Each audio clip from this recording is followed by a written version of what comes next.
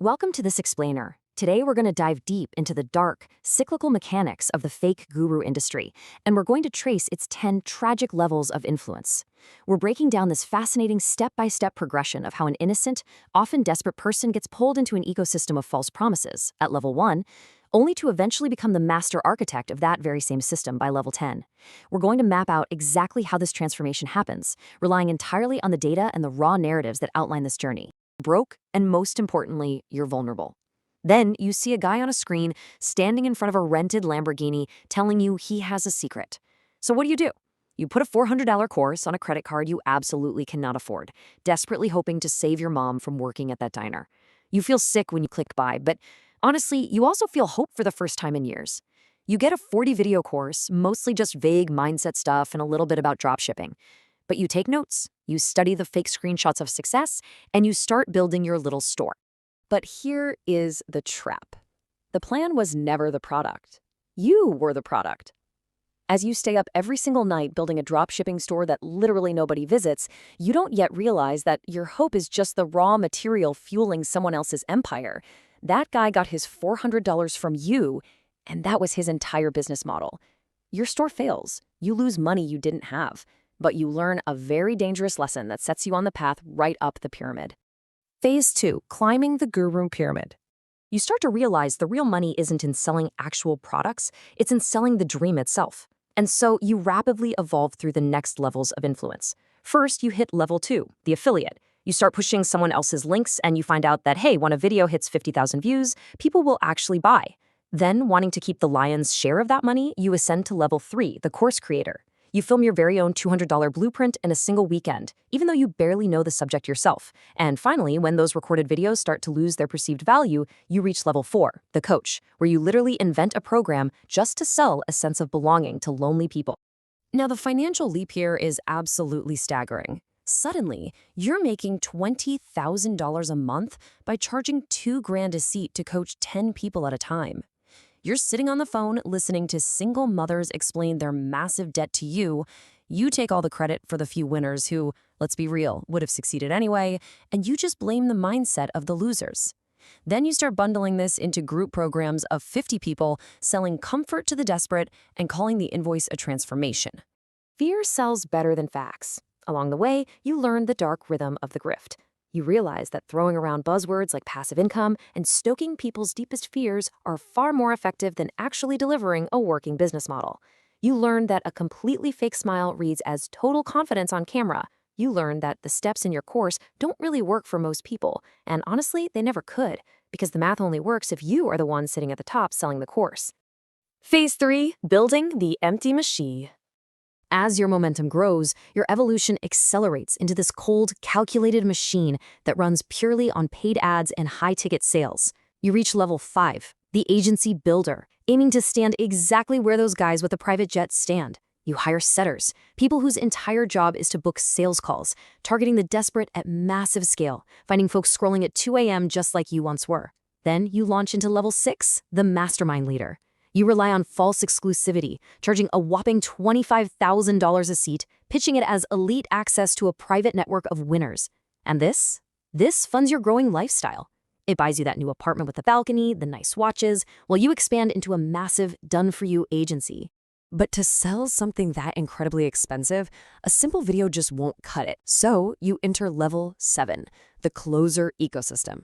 You hire closers, basically high-pressure salespeople, and you teach them this exact predatory playbook. Find the pain, make it urgent, package pressure as motivation. You ensure that they never, ever let a no be final, even if it means straight up telling prospects to blindly drain their credit cards. If a guy says he needs to ask his wife, your closer tells him winners decide alone.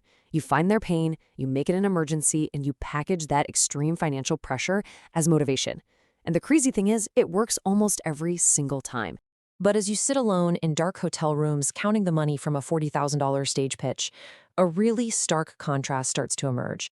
Your wealth is growing exponentially. You're bringing in $300,000 a month, but your emotional void is growing just as fast.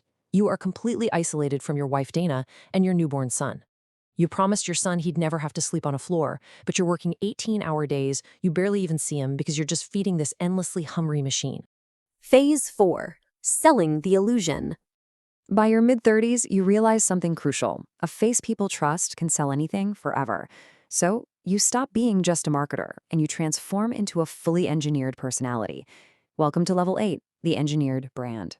You hire a full content team to follow you everywhere, mathematically engineering clips of you stepping off jets just to sell the dream. You project a life of rented private jets and ghost-written bestsellers on the outside. You even buy 10,000 copies of your own book just to get that bestseller label. But on the inside, you are quietly paying lawyers to settle lawsuits from single mothers your agency scammed with $10,000 websites that never sold a single thing. You learn that negative reviews and complaints are just the cost of doing business, conveniently hidden behind rock-solid contracts. Eventually, even your own tears become a calculated product. You have reached Level 9, weaponized vulnerability. The vulnerability performs the best. You post fake vulnerability late at night because the data strictly shows it gets the highest engagement. You actually go out and hire a psychologist, not for therapy, no, but to study trust and reciprocity. He literally teaches you how to manipulate perfect strangers into feeling chosen. So you cry on camera, on purpose, using psychological triggers on millions of people at once, all while paying that psychologist to call it leadership instead of what it really is, manipulation. Phase 5, top of the pyramid. You have now reached the 10th and absolute final level of influence. Level 10. The kingpin. You are in your 40s or 50s. You are the mogul selling the blueprint to the very men who sell courses to broke young men. You've launched software companies, real estate funds, private credit cards. You're headlining arenas for 5,000 people. But selling to the public, that has a ceiling, so you find a much richer vein. You charge $100,000 a year for a private mastermind exclusively for other gurus. You just sit back and watch the river of money flow up through layer after layer of sellers until it pools right at your feet. Dozens of other gurus owe their entire empires to you. They quote you. They name you as their mentor. You just watch the machine run from way above.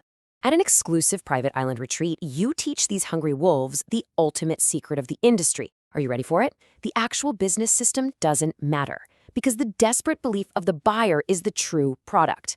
They write it down like it's scripture. You realize you've built a religion with yourself as the god, and you never actually believed a word of it. The only true believer was that broke kid sleeping on the floor all those years ago. Phase 6. The cycle continues.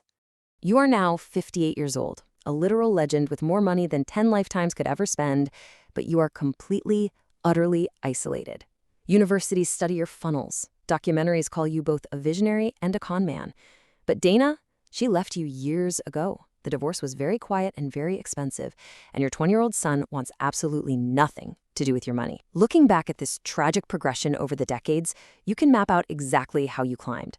From a desperate kid on a mattress with a cracked phone at age 19, building a useless dropshipping store, to age 27, hiring closers for $25,000 masterminds.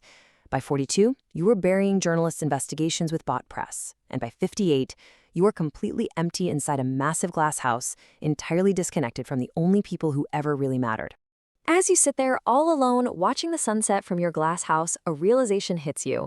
Somewhere out there, right at this very moment, a 19-year-old is lying on a mattress on the floor, his phone is cracked, the rent is late, he is watching your screen, listening to you tell him that you were broke once too, and he is clicking buy. He feels sick, he feels hope, and without knowing it, he restarts the exact same vicious cycle.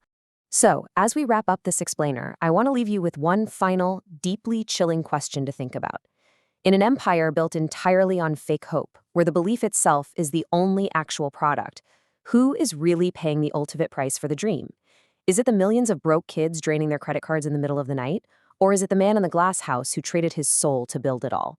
Thank you so much for joining me on this deep dive. I'll catch you next time.